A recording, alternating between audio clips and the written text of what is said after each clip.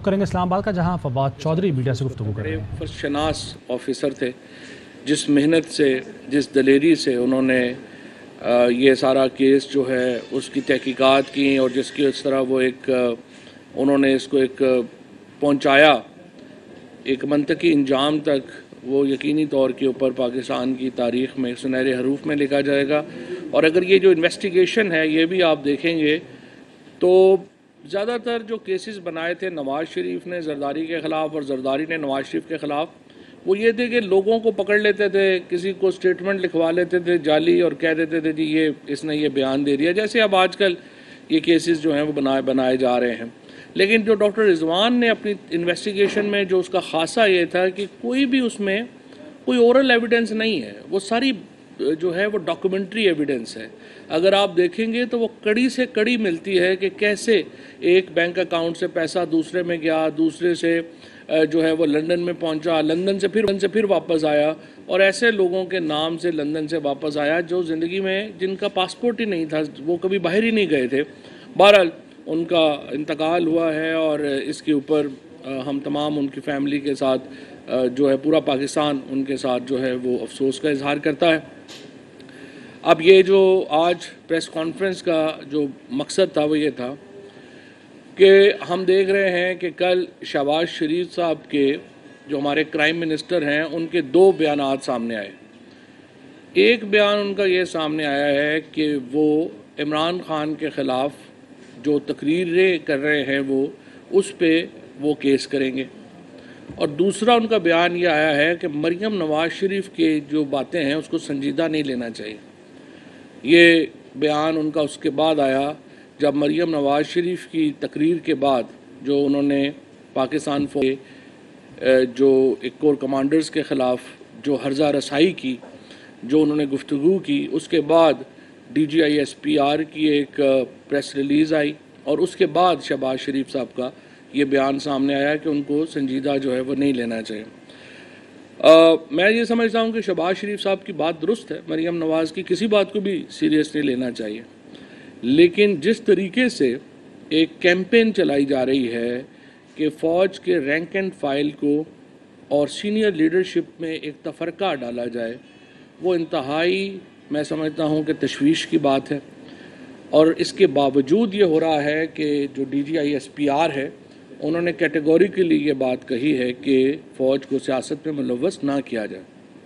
और ये बात उनकी दुरुस्त है। लेकिन हम ये समझते हैं कि एक मखसूस तरीके से जानबूझ के ये बात फैलाई जा रही है। फिर उनके जो कुछ सहाफ़ी हैं जो जिनके जो लिंकेजेस हैं वो किसी से ढके छुपे नहीं हैं, उन्होंने जो गुफ्तगू की है, एक सहाफ़ी ने जो है वो ये बात कही कि फ़लाने कोर कमांडर जो हैं वो तब्दील कर दिए जाएंगे और ये होगा और वो होगा और ये तब्दीलियाँ फ़ौज में आएंगी। उसके बाद एक सहाफ़ी ने ये कहा कि जी ये तय हुआ है कि PTI से और इमरान खान से तो सिर्फ फ़ौज जो है वो ख़ुद ही हिसाब किताब कर लेगी, वो हम देख लेंगे उनको, और बाकी तो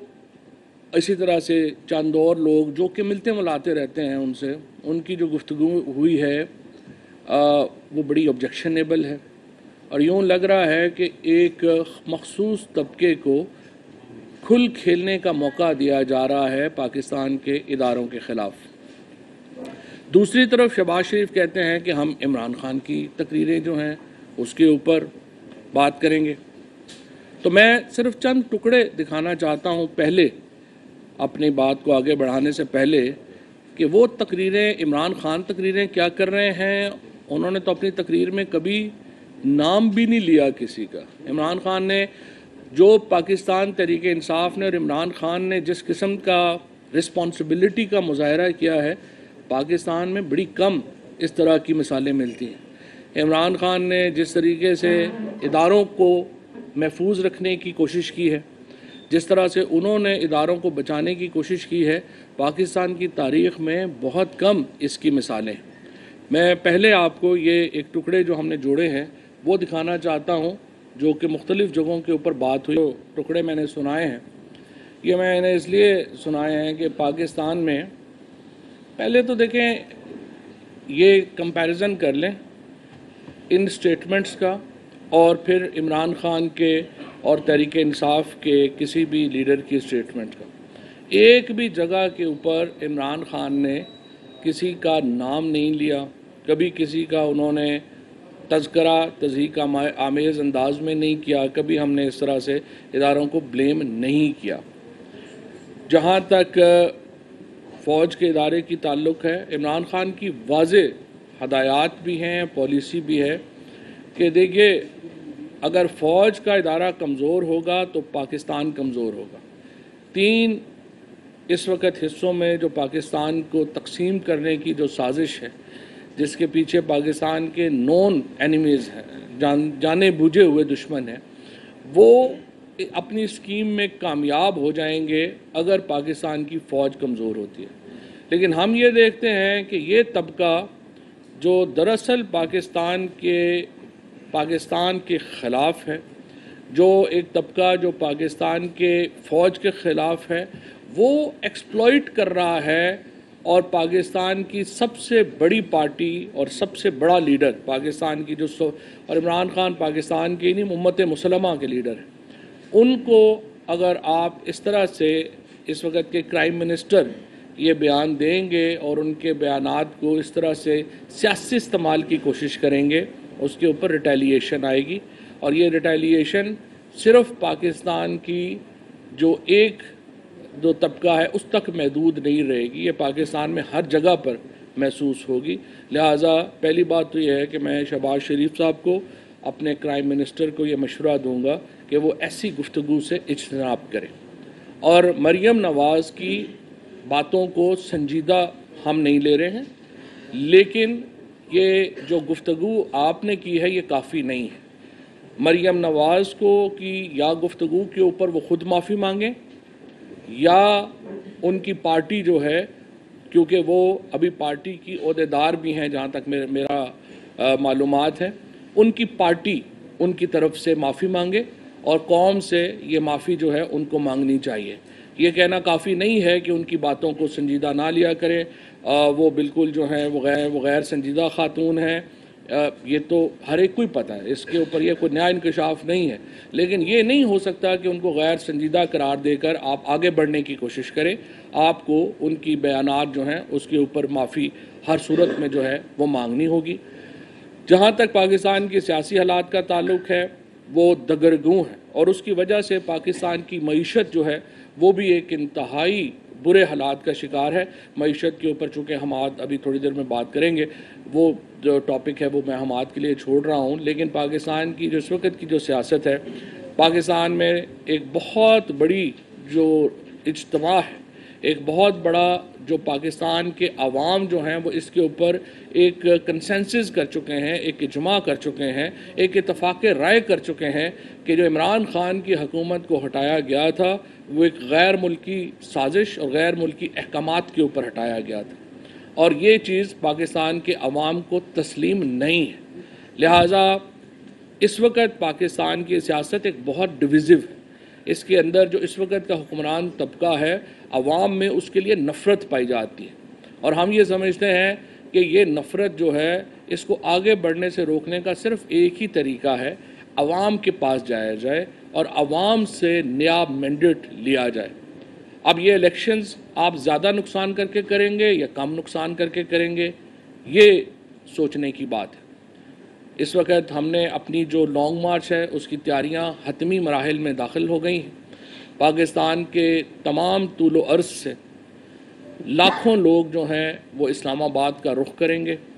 20 تاریخ تک انشاءاللہ حتمی تاریخ کا بھی اناؤنس ہو جائے گی، جو کہ 20 مئی سے لے کے 29 مئی کے درمیان میں ہوگی، اور اسلام آباد کے اندر پاکستان کی تاریخ کا نہیں، جنوبی ایشیا کی تاریخ کا سب سے بڑا اجتماع انشاءاللہ یہاں پر ہوگا، اور ہر پاکستان کے ہر گاؤں سے، ہر قضیے سے، علاقے سے لوگ جو ہیں وہ یہاں پر پہنچیں گے، اور بہتر یہ ہوگا کہ لانگ مارچ سے پہلے انتخابات کی تاریخ کا اعلان کیا جائے۔ یہ وہ واحد عمل ہے جس سے آپ پاکستان کی سیاست کو نارملائز کر سکتے ہیں، اور اگر آپ نارملائز نہیں کریں گے تمام تر نتائج کی ذمہ داری جو ہے وہ آپ پر ہوگی۔ اور اس کے ساتھ ساتھ میں یہ کہتا ہوں کہ یہ جو جھوٹے پرچے کرنے کی روایت ہے اس کو زندہ نہ کریں. آپ کی حکومت وہ پہلی حکومت ہے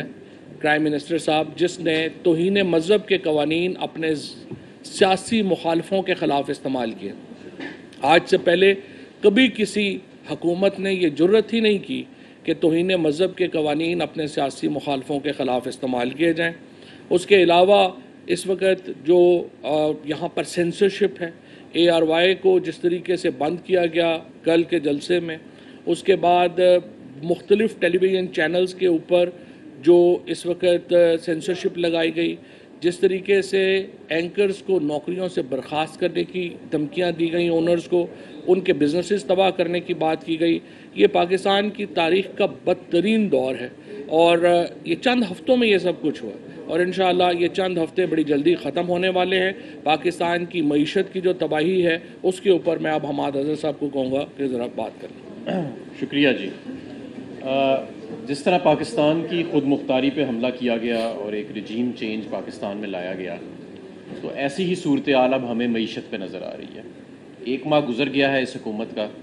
اور جب سے ووٹ آف نو کانفیڈنس کو ٹیبل کیا گیا تھا پارلیمنٹ میں، تب سے لے کے اب تک 5.7 ارب ڈالر آپ کے اسٹیٹ بینک کے فارن ایکسچینج ریزروز میں کمی آ چکی ہے. اس کے علاوہ شرح سود جو ہے وہ 2009 سے لے کے اب تک کی بلند ترین شرح پہ ہے. اسی طرح مہنگائی کی شرح جو ہے پچھلے 1 ماہ میں وہ بھی بلند ترین سطح پہ پہنچ چکی ہے. آپ سب کو پتہ ہے کہ آٹا، مرغی، پیاز اور باقی کھانے پینے کی اشیاء جو ہیں ان کی قیمتیں آسمان کو چھو رہی ہیں، اور ایڈمنسٹریشن جو ہے وہ بالکل نہ فیصلہ سازی کر پا رہی ہے اور نہ ہی وہ کسی قسم کا اس کے اوپر حکمت عملی بنا پا رہی ہے. جو سب سے زیادہ تشویش ہے وہ یہ کہ معیشت کی کوئی سمت نظر نہیں آ رہی. فائنانس ڈویژن کے اگر افسران سے آپ بات کریں تو وہ کہتے ہیں کہ لندن میں بیٹھا ایک شخص وہ ایک فرق اکنامک پالیسی ڈکٹیٹ کر رہا ہے، اور اسلام آباد میں جو بیٹھے ہیں وزراء ان کی سوچ فرق ہے. IMF کے معاملے کے اوپر ابہام پایا جا رہا ہے اور ابھی تک کوئی فیصلہ سازی نہیں ہو پا رہی. پٹرول اور ڈیزل کی قیمتوں کے اوپر ابہام پیدا کیا گیا جس سے آج بھی ڈیزل کی شارٹیج ہے اور ذخیرہ اندوزی ہو رہی ہے. اسی طرح نالائکی اور بد انتظامی کے باعث بالکل ایک غیر ضروری رمضان میں لوگوں کو لوڈ شیڈنگ کی اذیت سے گزارا گیا جو کبھی پاکستان میں پہلے نہیں ہوا تھا. آج سٹاک مارکیٹ جو ہے وہ 1300 پوائنٹ کریش کر گئی ہے اور پچھلے 11 ٹریڈنگ سیشنز میں وہ کلیکٹیولی 2900 پوائنٹس کریش کر چکی ہے. صرف آج پاکستانی روپیہ 1 روپے 25 پیسے ڈالر کے مقابلے میں انٹر بینک ریٹ میں کمزور ہو چکا ہے. میں سمجھتا ہوں کہ اگر اسی طرح بے ہنگم اور ابہامی کیفیت کو برقرار رکھا گیا تو یہ معیشت زیادہ دیر نہیں چل سکے. اور اب آپ اس کا ذرا موازنہ کریں کہ 2 ماہ پہلے نئے پاکستان میں کیا ہو رہا تھا. 2 ماہ پہلے نئے پاکستان میں 5.5% اکنامک گروتھ دوسرے سال میں رجسٹر کر رہے تھے ہم. 4 مارچ کو 22 ارب ڈالر اسٹیٹ بینک کے ریزروز میں پڑے تھے اور آہستہ آہستہ بڑھ رہے تھے. اکنامک جو ہمارا ایکسپورٹس ہیں 32 ارب ڈالر، ریمیٹنسز 31 ارب ڈالر تاریخ کی بلند ترین شرح پہ پہنچ چکی تھیں. عالمی ادارے تعریف کر رہے تھے. لیکن پھر جب پرانا پاکستان آیا تو جو اس وقت یہ تباہی برپا ہے ملک میں، یہ تو کرونا کے دور میں بھی معیشت کا یہ حشر نہیں ہوا تھا جو انہوں نے اپنے 1 ماہ کے اندر ایک بے یقینی کی صورتحال اور بے فیصلہ سازی نہ کر کے اس نہج تک پہنچا دیا ہے. تو جس طرح پاکستان کی خود مختاری کو بچانے کے لیے اب الیکشنز کی طرف جانا ضروری ہے، اب پاکستان کی معیشت کو بچانے کے لیے بھی الیکشنز تک جانا ضروری ہے. میں یہاں پہ یہ بھی کہہ دوں کہ یہ جو مہنگائی بڑھ رہی ہے اس کا ایک توڑ یہ بھی تھا کہ آپ روس سے سستی LNG اور سستا گیس اور سستا تیل لیتے ہیں، جس کے ہم نے جس کا باقاعدہ جب میں وزیر تھا توانائی کا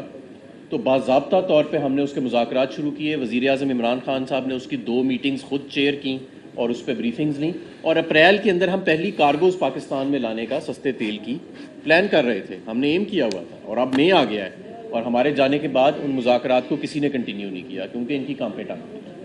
تو لہٰذا اگر انہوں نے ایسے ہی مانی ہے تو یہ صرف پاکستان کی خود مختاری پہ حملہ نہیں کیا گیا، یہ پاکستان کی معیشت پہ بھی حملہ کیا گیا رجیم چینج کے ذریعے. اور اب جتنی جلدی ہو سکے انتخابات کرانے چاہیے اس سے پہلے کہ نقصان مزید ہو جائے. بہت تھینک یو. سر یہ بتائیے گا 20 تاریخ کو پنجاب کے جو منعرف اراکین ہیں ان کے بارے میں الیکشن کمیشن نے ڈیسیژن دینا ہے. آپ نے 20 تاریخ کے بعد ہی اپنا لانگ مارچ جو ہے اس کے حوالے سے خان صاحب نے کہا ہے کہ وہ ڈیٹ آپ کو اپنے کارکنان کو بتائیں گے. کیا آپ لوگوں نے وہ 20 کے الیکشن کمیشن کے فیصلے کے حساب سے اسٹریٹجیز بنائی ہوئی ہیں یا کہ فیصلہ اس طرح سے آئے گا تو اس کی اسٹریٹجی کوئی اور ہوگی یا دوسرے طریقے سے؟ اور دوسرا سر ایک اور اس کے ساتھ کہ کیا سر یہ ممکن ہے کہ حکومت جو موجودہ حکومت ہے جس طرح سے عدالتوں کا اس سارے سیاسی معاملات میں کردار آ رہا ہے تو کیا آپ کے اس لانگ مارچ کے اوپر بھی عدالتوں سے حکومت اگر رجوع کرتی ہے تو آپ کے اس بارے میں بھی تیاری ہے؟ لیکن جی وہ تو ہم نے ہر جگہ کے اوپر لیگل ٹیمز کریٹ کر دی ہیں جو لانگ مارچ میں جہاں جہاں پہ تکلیف ہو رہی ہے وہ عدالتوں میں جا رہے ہیں. اصل بات یہ ہے جو فیصلہ آپ کہہ رہے ہیں یہ تو منگل اور بدھ کو لگا ہوا ہے یہ کیس. یہ تو بدھ کو فیصلہ ہونا چاہیے. الیکشن کمیشن کو قطعی طور پہ آگے نہیں جانا چاہیے. جو ایم پی ایز ہیں ان کا تو ریکارڈ اویلیبل ہے, انہوں نے دیے ہیں سارے. اور یہ بدھ کو ہر صورت الیکشن کمیشن مہربانی کرے اس کا فیصلہ کرے. یہ بنیادی بات ہے جس کی وجہ سے جو تمام پاکستان کا پولیٹیکل کرائسس ہے وہ لوٹوں کے کیس فیصلہ نہ ہونے کی وجہ سے ہو رہا ہے. اور یہ عدالتوں کو چاہیے کہ اس کا فوری فیصلہ کرے, الیکشن کمیشن کو چاہیے اس کا فوری فیصلہ کرے. سر یہ فرمائیے ڈاکٹر صاحب کہ حکومت کی جانب سے یہ کوشش کی جا رہی ہے ہماری بات کے مطابق کہ آپ کے جو جلسوں کا شیڈول جاری ہو چکا اس کو کسی کے وہ جلسے جو ہے وہ ریپ اپ کیے جائے اور وہ نہ ہونے دیا جائے. اس حوالے سے دوسرا میرا کوشچن ہے حماد صاحب سے کہ اسحاق ڈار صاحب کا یہ منشا ہے ان کی یا ان نے یہ کہا ہے کہیں وہ جون اینڈ تک ڈالر 160 تک لے آئیں گے. ایسی کون سی کلر سنگی آ گئی ہوگی؟ پہلے جواب اسحاق ڈار کا دیتے ہیں. دیکھیں میں تو حیران ہوں کہ جس طرح جو معاشی پالیسیز انہوں نے برقرار رکھی ہیں. ایک ٹی وی انٹرویو میں سن رہا تھا, انہوں نے کہا کہ جی ایکسپورٹس نہ بھی بڑھیں تو کوئی بات نہیں, ہمارے دور میں امپورٹس کی قیمت کم تھی اور روپیہ جو ہے وہ اوور ویلیو کر دیں تاکہ